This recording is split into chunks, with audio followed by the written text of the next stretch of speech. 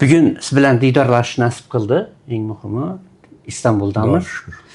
Yani sizin yurtunuzda bu yerini vatan tutup uzak vakitden beri yaşayapsız. Evvel biz bugün şeiriyat hakkında gaplaşamiz. Muhammed Salah'ni dünyada, Türk alamida hamma taniydi. Demek kıskaça gapirib bersangiz Türkiye'deki hayatınızı, bugünkü hayatınızı. Türkiye'de aytish mumkinki bu yerda yerleştik yani. Bu yerda şu 2005 yıl keldim ve şundan beri fakat Norvegia'ya bazen barıp yılda bir marta, iki marta barıp ketamiz. Ördeyim çünkü balalar var. Balaların özleri bir yoqqa keladi. Biz ularga ketamiz. Asasen bir yerde ben. Yani. Norvegiyadan ikamet algansınız. Norvegiyadan. Norvegiyanın pasportu benim pasportum. Ama ko'proq hayotimning ko'p asos qismi bu yerda Turkiyada o'tyapti. Demek bugün sizin şeiriyatingizni bir necha nimaga bo'lish mumkin-da. Bugün şeiriyat haqida gaplashamiz dedim.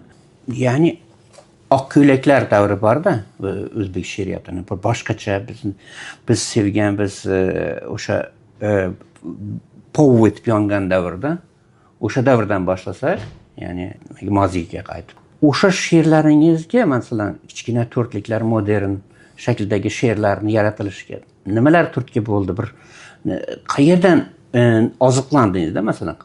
Qaysi nimalardan, adabiyotlardan? U birinchi endi bosqich deyish mumkin. O'sha 77-yil mening birinchi kitobim 5-fasl bosildi. Keyin 80-yil birdaniga ikkita kitob bosildi. Bu Quduqdagi oy va Akko'ylaklar. Birisi G'afur G'ulom nashriyotida, Quduqdagi oy Yosh gvardiya nashriyotida bosildi. Ya'ni 77 bilan 80'ning o'rtasida 3 yil, 2,5 yil, 3 yil bor. Ve mana shu 3 ta kitob o'zasida bir bosqich ichida yozildi deyish mumkin. Ya'ni 70-yillarning she'riyati bu. Undan oldin şu 3 kitobdan oldin Yoshlik Beyozi degan bir katta beyoz chiqdi. Bu beyoz yani bu kitobda da bu to'plamda ham ko'p she'rlar berildi. Ya'ni aytish mumkinki shu bir kichkina kitobning bir yarim yaqin she'rlar berildi. Bu katta bir turkumdi.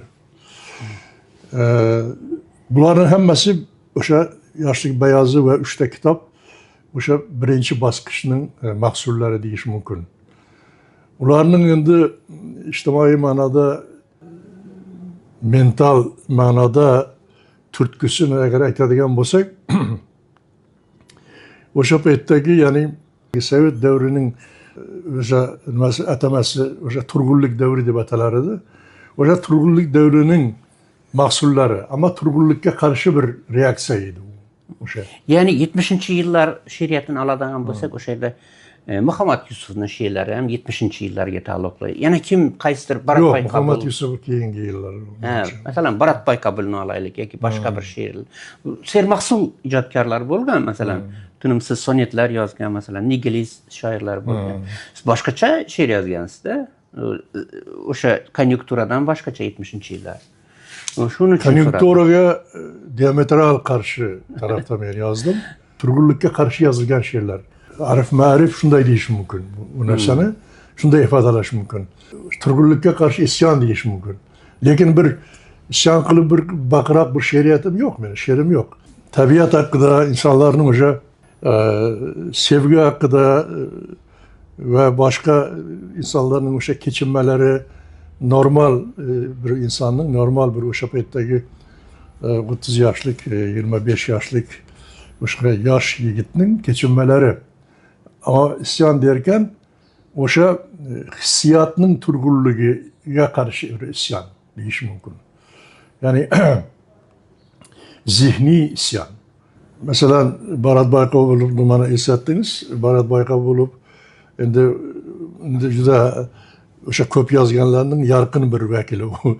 Tinimsiz yozgan, she'r mashinasi. O'shalarga qarshi, o'shanaqa zihniyatga qarshi bir isyon. Ya'ni bu hatta bu sotsial isyon, hatta she'riy bir tushunchaga qarshi isyon ham deyish mumkin. yani şiir hakkındaki düşüncege isyan deyiş mümkün. Ben tüzümlü, siyasi tüzümlü aytayotganim yok.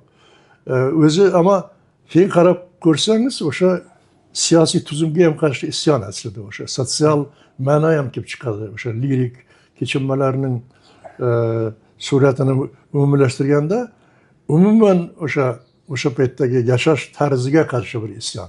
Ya'ni stereotiplarni sindirgan. Sindirish. Va o'sha hurmatli bizning tanqidchimiz İbrahim G'afurovning yozganida jon bor. Aytadiki, bu dedi qahramon Muhammad Salihning qahramoni nima istaydi o'zi deydi. Masalan bir Hamletga o'xshab bo'lish yoki bo'lmaslik degan bir falsafagami tayanadi bu odamning falsafasi deydi bu qahramonning she'ri qahramon. O'zi nima istaydi bu deydi. Bu hayot bu kadar güzel bir hayot demoqchi bo'ladi. Ya'ni nimaga norozi bu? Bana keçiler uxlay olmaydi deydi, tizzalarida deydi, og'riq bor falan. Va uning nimasi, uning isyoni menga qarshi u ham normal. Ya'ni o she'ringizni tushuntirib bering deyapti. Aslida o'zi tushunadi. Juda zeki adam. O tushunib turib, go'yo tushunmaslikka soladi va buni o'rtaga tashlaydi. Chunki men buni tushunaman, buning nimasi bunday demaydi. U ham endi mas'ul adam bu yerda o'tirgan o'sha paytda redaktor o'rinbosari bo'lgan katta lavozimdagi odam o'sha paytda yozyapti buni. Lekin uning nimasi shuki, shu masalani o'rtaga qo'ydi. Ba'zilari buni qo'yishdan ham chekindi. Ammo u o'rtaga qo'ydi. Lekin bizning tarafda turib emas, ya'ni bizning hissiy platformada turib emas, boshqa bir platformadan turib bizni tanqid qildi. Lekin bu pozitiv bir tanqid deb bilaman men. Ya'ni yo'q qiluvchi, o'ldiruvchi tanqid emas, yashatuvchi bir tanqid edi. Ko'plar hali bu odam unday qildi, bu kelishib yozdi, unday emas. Kelishib yozgani yo'q. U Muhammad Salih hamma narsani sindirdi, o juda go'zal yozdi deb ayta olmaydi u. Chunki u shunday qilib aytishi mumkin faqat. Shunday qilib insonlarning nimasini chekdi, e'tiborini va birinchi o'sha eng meni qattiq tanqid qilgan ham Ibrohim G'afur va meni mashhur qilgan ham uning maqolasi bo'ldi. She'ringizni tushuntirib bering. Hozirgacha odamlar yelsaydi uni va o'sha katta reklama bo'ldi menga, men qo'pol qilib aytganda. O'shaning uchun men İbrahim G'afurovdan roziman. Ya'ni ba'zilari tanqid qiladi, men boshman nimasi pozitsiyasi o'sha bir tanqidchining aytgan gapi va u istagan shaklda aytishi mumkin va uni aytdi. Sog' bo'lsin. Keyin yana bir davr bor, u farq qilmaydi. 80-yillar davrida she'riyatingizdagi, ya'ni olg'ov boshlangan, ya'ni oshkoralik davri, demokratiya davri, Gorbachev davri boshlandi, Andropovni nimasidan keyin, ya'ni turg'unlik davri isyoni haqida gapirdingiz. Bu davrdagi she'rlaringiz farqi qanday? Endi odam birdaniga qayta qurishda boshqa bir odamga aylanib qolmaydi tabii. Odam tabii sotsial voqea, odamning sotsial voqea ham deyish mumkin, lekin sotsial voqealar boshqa bir narsa. She'riyat ham juda o'zgarib qolgani yo'q. O'sha stil, o'sha maniera, o'sha aytish tarzi davom etdi. Faqat temalar ozgina o'zgardi. Temalar ochiqroq bo'ldi, shaffofroq bo'ldi.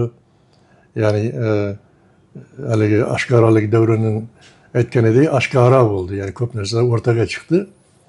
Va avvalgi ramzlar orqasida, simvollar va tashbihlar orqasida yashiringan g'oyalar ochiq aytila boshladi. Xususan milliy masalalar ochiq o'rtaga qo'yildi masalan. O'sha men vatanim men senga endi taqlid qilmayman. Ya'ni gapimni unaqa yashirib aytmayman. Endi men u tobutdan sakrab yerga tushdim. Endi ya'ni tobutda ketayotgan sakrab yerga tushdim va endi boshqacha men gapiraman degan she'rlar bor edi. Juda ochiqchasiga milliy haligidaqa nima va o'zbekning dunyoga qarashi degan she'r ham bor masalan. Bu she'rlarda ham ochiqchasiga bilmayman vaqt kelsa nega yarayman. Shunaqa bir parda orqasidan qarayman. Bu hali o'nglamadi o'zini zo'rlik. Qiyomaga yetmedi hali haqorat. Ya'ni bu direkt to'g'ridan to'g'ri ruslarning o'sha bir asır davamida, 135 yıl davamida o'sha bizga uyg'ulagan mustamlaka siyosatiga qarshi bir shoirning aytgan açık gaplar edi şu she'rlar. Bu she'rlar ham 86'da yozilgan. Ya'ni tam qayta qurish gullab yashnab ketgan paytda emas. Bu 86'da endi kela boshladi bizga qayta qurish. Qayta qurish bizga bir 3-4 yil keyin keldi Moskvaga boshlangan bo'lsa ham. O'sha paytda ya'ni o'zgarish o'sha paytda birdaniga milliy masalalarga o'tildi she'rda. Faqat maqolada emas, keyin parallel ravishda tabii aktual meseleler bo'yicha maqolalar yozila boshladi. Bu ko'proq effektiv edi. Ya'ni men shu ma'noda she'rni ikkinchi planga o'tkazdim. O'sha davr uchun, o'sha konjunktura uchun bu kerak edi va uni qildim. She'r ham yozishim kerak edi aslida. Endi men uni afsuslanayotganim yo'q, lekin bir qurbonlik bo'ldi bu. Qurbonlikka berdim men she'riyatimni to'g'risi. She'riyatimi qurban qildim. Men she'r yozish eng kuchli she'rlarimni, zo'r she'rlarimni yozadigan bir yoshda edim, 37-38 yosh. Endi nima deydi? Eng haligi bir shoirning nima payti? Noqiron eng kuchli payti. Shuning uchun aytish mumkinki, men she'riyatimni siyosatga qurbon qildim. Aytish mumkinki, adabiy, intellektual o'sha butun konsepsiyalarni, intellektual ishimdagi narsalarni milliy masalalarga men qurbon qildim. Va buni ongli ravishda qildim. Qurbon qildim deyish o'zi katta gap ko'rinadi. Qurbon emas, men buni istadim. Bu mening milliy masala bir haligidaqa ayrı va men bir ayrı emas edim. Milliy masala mening shaxsiy masalam edi. Ya'ni men bu ishni qilayotib, millatimga xizmat qildim deb minnat ham qilmayman. Minnat qilishning o'zi bir kulgili narsa. Bu mening shaxsiy ishim edi. Men shu narsani qilmasam yomon uxlar edim. Yaxshi uxlash uchun men millatimni himoya qildim. O'zimni yaxshi his qilish uchun, vijdonim toza bo'lish uchun, vijdonim sokin, xotirjam bo'lish uchun men millatim uchun kurashdim. Millatim uchun kurashganim yo'q, o'zim uchun kurashdim aslida. Men millatimga yaxshilik qildim deb aytmayman, o'zim uchun yaxshilik qildim. Buni tushunish kerak. Buni bir qizil so'z deb ham tushunmang. Ya'ni balandparvoz so'z emas ham. Haqiqatan shunday. Masalan, Moskvada bitta muxbir meni haqorat qilsa, o'zbeklar bu o'g'ri, reislarni masalan, bular hammasi o'g'ri. O'g'rilar ko'p, to'g'ri, ammo men buni o'zim aytishim kerak bu yerda. Birovi aytsa, men uchun haqorat bo'ladi. O'ris meni bunday desa, men o'zim aytaman o'zbekka sen o'g'risan deb. Ammo ular aytsa, bu endi boshqa bir masala. Bu milliy masala. 80-yillar haqida gapiryapmiz. O'sha paytlarda bir zo'r kitoblar chiqqanda, masalan, orqamizdan kelar boshqalar, mana Latin Amerika she'ri bir nima berardi-da, mujda, bir mesaj berardi yoshlarga va o'sha narsa nimani to'lqiniga aylandi. Yoshlar harakati, muxolifat harakati boshlandi-da shu vaqtlarda. Ya'ni kitoblar chiqarilgan, chiroyli kitoblar. Esimda bor, biz o'chadik o'shalarni sotib olishga kitob do'konlaridan. Sizni ham tarjimalaringiz kirgan o'sha yerga. Masalan, bir qalin kitob bor edi. O'sha yerda nomi ortimizdan kelar boshqalar derdi. Biz hamisha o'ylardik, biz boshlab beramiz, ortimizdan boshqalar keladi deb. O sen aytgan kitobni men uncha esimda yo'q. Ammo demak, ko'p tarjima qilganman.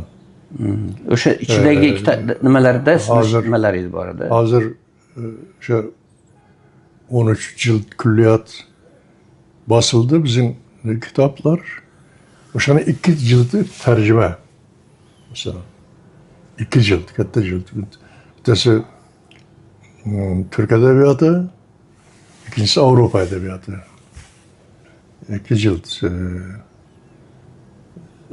Tercüme ham aslında bir mektep okuş. Yani şair için bir tecrübe mektebi.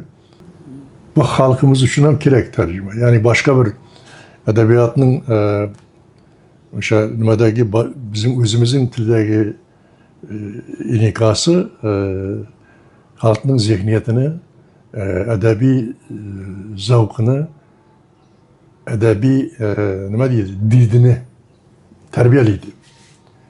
she'r ne kadar edebiyat özümüzün ana tilimizdeki edebiyat ne kadar terbiyelese uyam o kadar bulması hem işkilip terbiyeliydi. Onun için bu hem bir medeniyetimizin bir katta bir kısmı tercüme edebiyatı. Şu manada bunga benim azgina hissam var.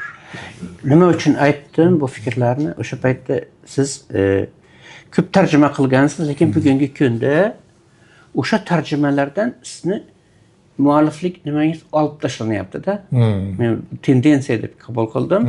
Masalan, Kafkani Evrilish kitobini butunlay boshqa odam tarjima qildi deb beryapti va bu aynan sizni jumlalaringiz boshdan oyoq. Shu bir qiziq voqealarni ayting. Endi hozir shuna qilayotgan bo'lsa, ertaga boshqacha o'sha haqiqat o'rtaga chiqadi. Men bundan 100% eminman. Mayli ular faqat meni tarjimam emas, meni kitobimni ham bosishayotgani yo'q. Sağ olsunlar ama men o'laman, meni o'ldirish mumkin, o'laman ama o yazılgan narsa qoladi. Men uni judayam bir dohiyona narsa bo'lgani uchun emas. Har qanday yozilgan narsa qoladi sizda. O'shaning uchun men hech bu narsada qayg'urmayman. Hozirgacha kitoblarda chiqayotgani yo'q, lekin she'rni yod bilgan odamlar, meni she'rlarimni yod bilgan odamlar bugun ham O'zbekistonda yetarli darajada bor. Men buni o'zim tirik olarak ko'rib turibman. Va menga ko'p odamlar, ko'p yoshlar yozadi. Yoshlarni mana bu Karimov davrida bizdan qo'porib mutlaqo boshqa bir lagerga qo'ygan edi. Endi mana bu hozir internet rivojlandi. Hozir uni yashirish mumkin emas. Hozir juda ko'p yoshlardan ko'p men xatlar olaman. Hatto men ketgandan keyin tug'ilgan bolalar o'sha yozyapti menga. Ketganimizga ham 33 yil bo'libdi masalan. Bir avlod yetishdi. Ama ular beni tanıydı hozir. Ya'ni yashirib uni boshqa bir ism bilan chiqarib tarixni o'zgartirib bo'lmaydi. Yoshlarga tilaklaringiz, eng oxirgi savolim bu. Shu yoshlarga nima bildirgan bo'lasiz? Siz ko'p tilaklar bildirgansiz. Bugungi shu o'zbek yoshlariga, ya'ni o'sha 28 mi, 14 yoshlarmi bilmayman. Yoshlarga tilagim o'sha ichidagi ilahiy uchqunni söndürmezsek gerek. O'sha moddiy dunyoga berilib pul topish uchun, yolg'on obro' qozonish uchun va boshqa o'sha moddiy dunyoning o'sha hayv havasiga uchmasdan o'sha Allohning uning qalbiga qo'ygan ilahiy ışık deyapman men Türkçe'ye bakma, ilahiy nurunu söndürmesi gerek. Bu juda muhim. Eğer şu ilahiy nur bo'lmasa, insan bir robotga aylanadi, bir zombiga aylanadi. Mana shundan juda ogoh bo'lish kerak yoshlarimiz va moddiy dunyodan iborat emas bu dunyo faqat. Bizim ruhiy dunyomiz ham bor. Bu bizi yaratgan bir Allah var. Tabii bunu her kim bazıları inanması mümkün, lakin ularning inanmasıga bağlı emas. Ular inanması ham Allah var baribir. Shuning uchun mana shu ilahiy nurni söndürmeslik gerek. Onu o'shani asrash kerak. Mana shu moddiy dunyoga bizim o'sha ruhiy dunyomizni, ma'naviy dunyomizni qurbon etmasligimiz kerak. Yoshlarga tavsiyam shu. Suhbatingiz uchun katta rahmat. Bugun studiyamizda zabardast o'zbekning zabardast shoiri, bugun Turkiyada yashayotgan Muhammad Solih bo'ldi bizning suhbatdoshimiz. Ko'rsatuvlarimiz davom etadi.